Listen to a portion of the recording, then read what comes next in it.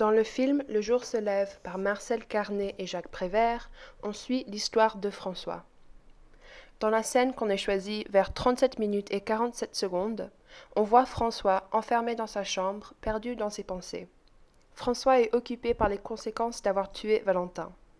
Au long des 2 minutes, on l'entend parler qu'une seule fois, mais on peut déduire qu'il est occupé par la mort et par la peur d'avoir perdu Françoise.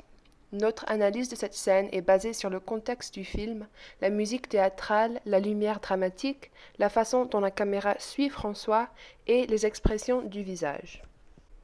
Voici la scène qu'on ait choisie.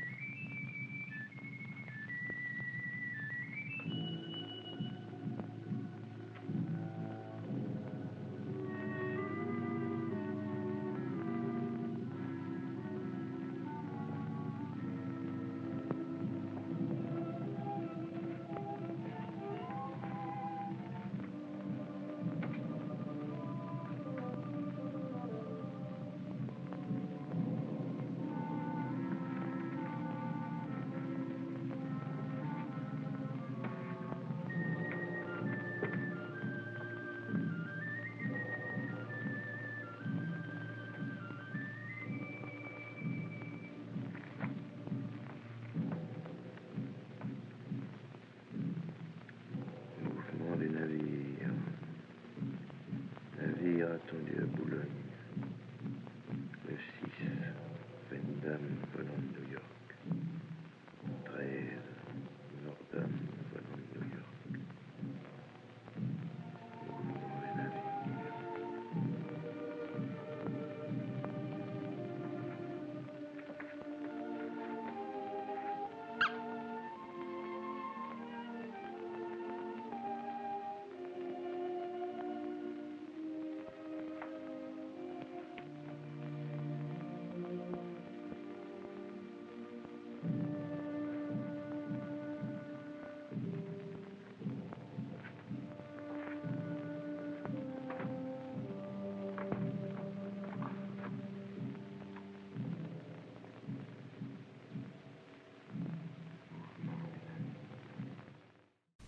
Au début de la scène, François apparaît entendu enfermé dans sa chambre.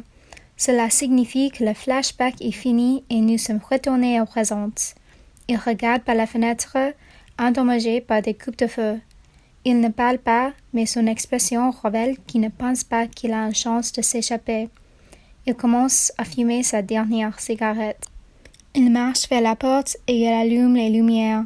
Il marche lentement et regarde au loin, vraisemblablement par la fenêtre.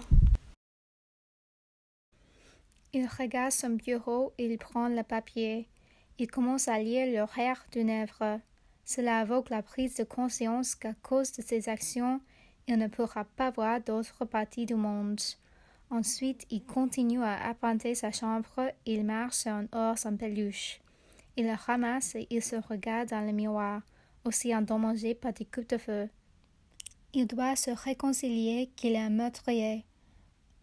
À la fin de scène, il s'allonge dans son lit et il repense à l'horaire d'une œuvre. Son destin est décidé.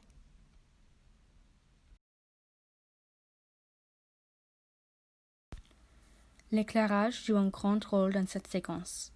Au début de la scène, seul le visage de François est éclairé. Cet éclairage dramatique de son visage et surtout de ses yeux mimique notre première vue de François dans le retour en arrière, où on ne voit que les yeux derrière le masque. Ceci démontre le fait que le regard, physique ainsi que mental, de François dirige l'histoire et la présentation de ce film.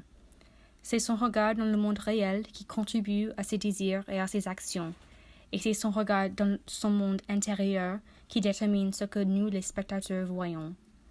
L'éclairage souligne aussi que François est perdu dans ses pensées.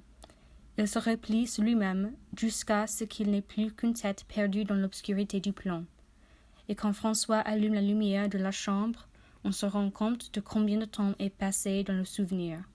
Avant le retour en arrière, il faisait plein jour, mais François a passé tant de temps à réfléchir que la nuit est tombée sans qu'il ne le sache. Tout au long du film, François est montré comme un homme simple qui est satisfait avec sa vie, mais la seule chose qu'il veut est l'amour de Françoise. Les travailleurs d'usine comme François n'ont pas le temps d'explorer leurs désirs parce qu'ils n'ont que le temps pour se reposer en prévision de la prochaine journée de travail. La poursuite de Françoise rompt ce cycle quotidien de travail et c'est pourquoi cette scène souligne le fait que cette situation n'est pas de la routine. La construction de cette scène permet au spectateur de voir la simplicité de l'espace que François existe en dehors du travail. Le caméra le suit dans sa chambre alors qu'il essaie de trouver une chose de s'occuper. Sa chambre est vide de choses à divertir et il est obligé de réfléchir à la situation actuelle. L'attention du spectateur et de François est dirigée à la lutte interne en raison du manque d'objets stimulants et de l'accent mis sur la langue corporelle de François. Ça a été la présentation de Zoe Burkhardt, Jackson Tafoya, Molly Pinder et Sarah Nipa. Merci pour avoir regardé et écouté.